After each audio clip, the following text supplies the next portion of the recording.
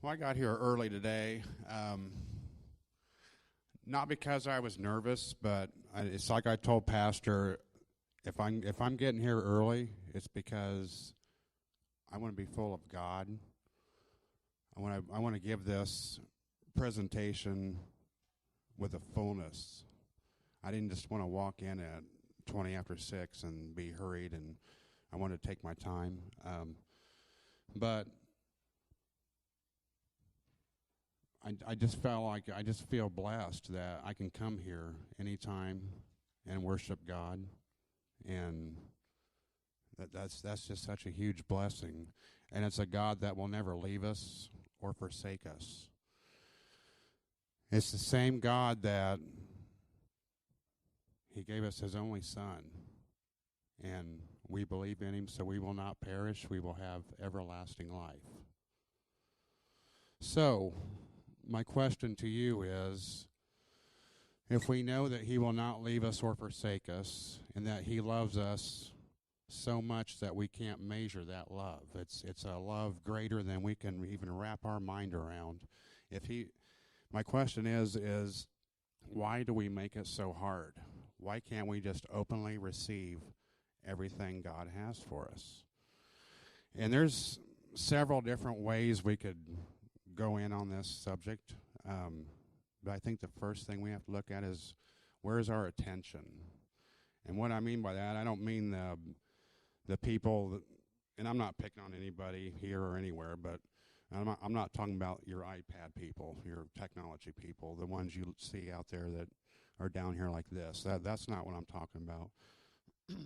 What I'm talking about is up here, what's going on up here. And the reason I say that is because when I first started coming here, actually in Versailles, of course we start with praise and worship, and I have to admit I was ungrateful when I first started coming to this church, because all I could think way back then was, are they really singing another song? I mean, this was like 30 minutes into the service, and I'm thinking, okay, well, we would have been already past the message by now at the other church, and I look back now and I'm thinking, man, you were just a brat back then, and but as I kept coming, my thought process changed. It started to get a little bit better. This next one, yeah, it's better, but this is when we started coming here to Batesville. The enemy would wait until the beginning of praise and worship to come after me, and this is how he would do it.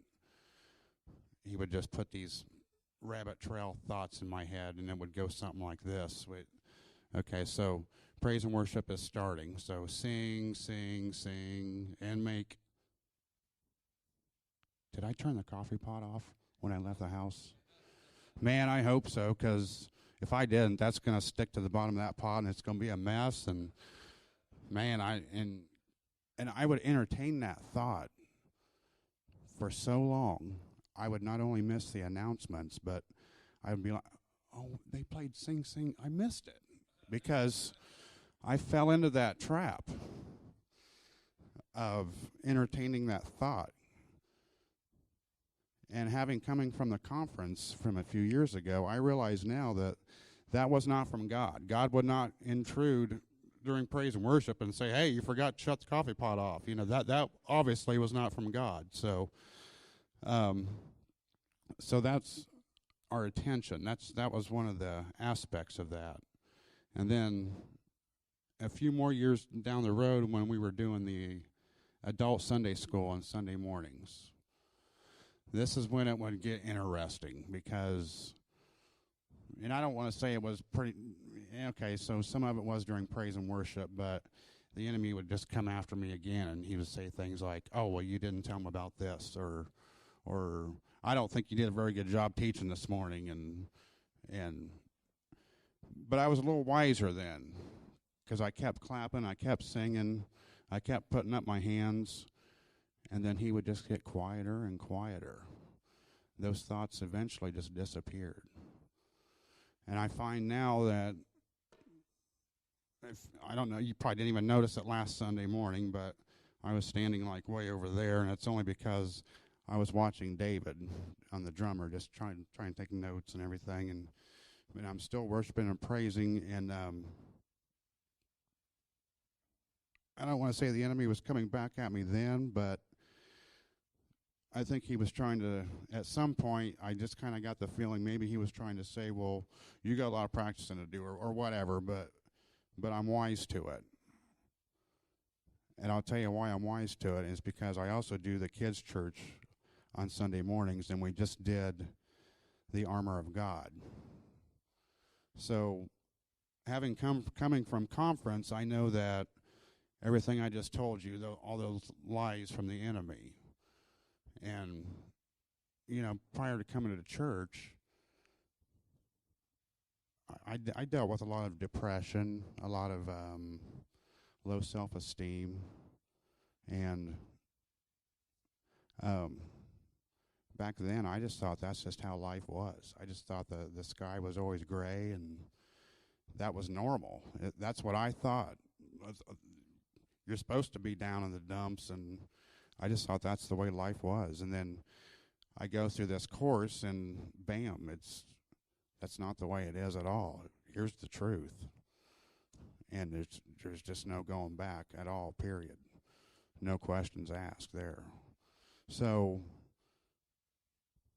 one of the reasons we make it hard is because of our thought process. We got to keep the garbage out.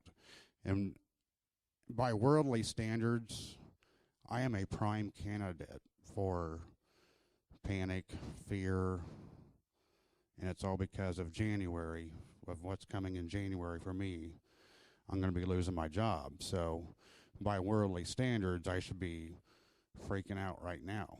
But when they announced that last January that they were doing this, I remember coming here and I said something to Joanna, and bam, we prayed right then and there that no matter what, God's got this, and I'm going to find something even better, and his plan is just the way it is. I'm not going to go there. I'm not going to get all wigged out about it. And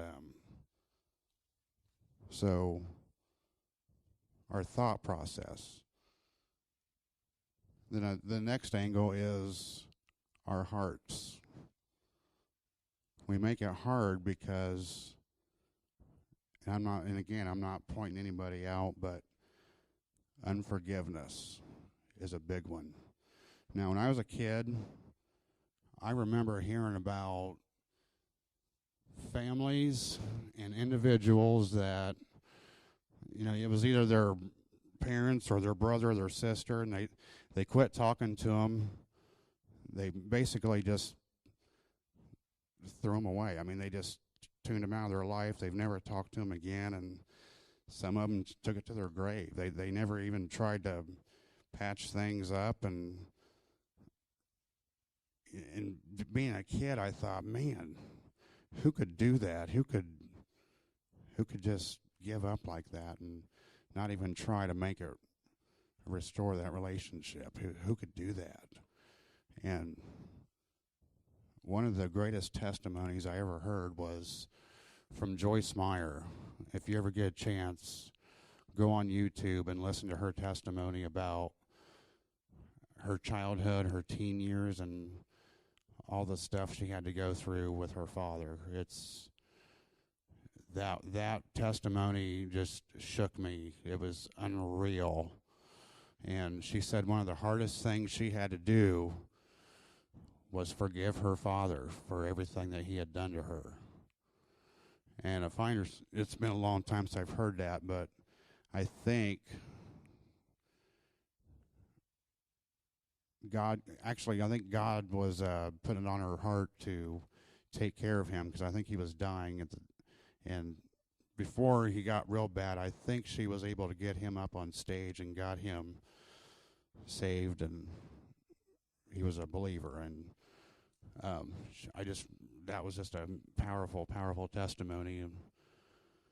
But as I got older, I would hear about that more and more, that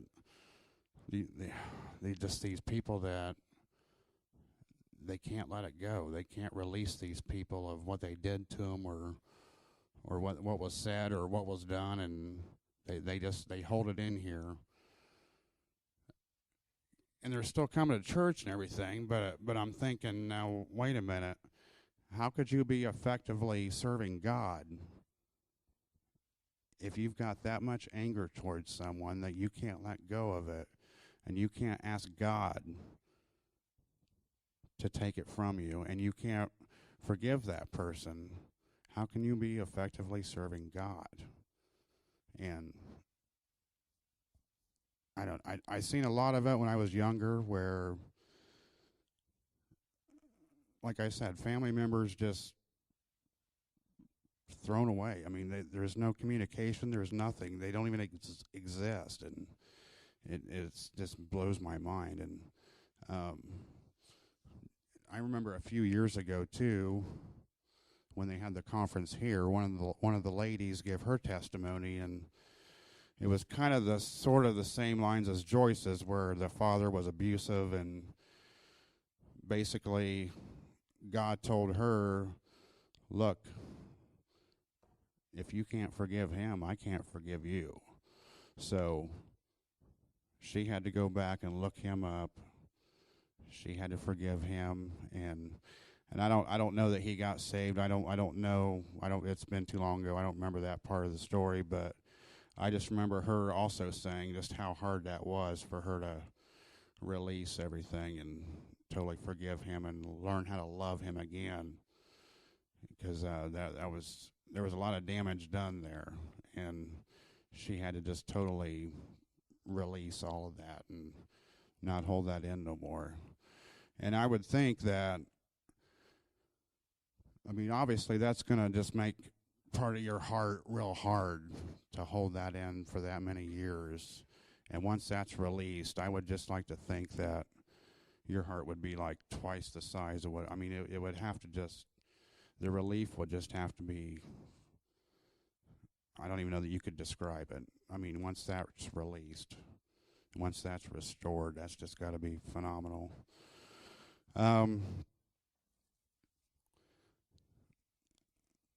The me. It's not about me. That was the other thing I want to talk about. That's another reason we make it hard. I was trying to think when it was. It's been a few years ago, but we had a service here, and it was a Sunday morning. I was kind of struggling, and I was thinking, boy, I hope they have an altar call.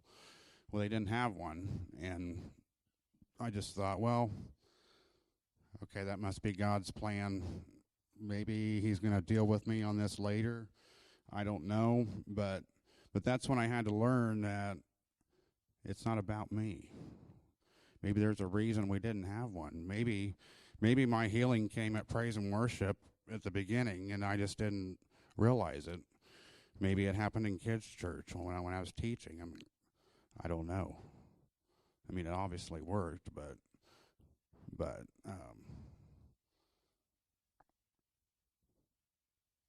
and to go along with the me thing, our hearts have to be in it, because, and what I mean by that is,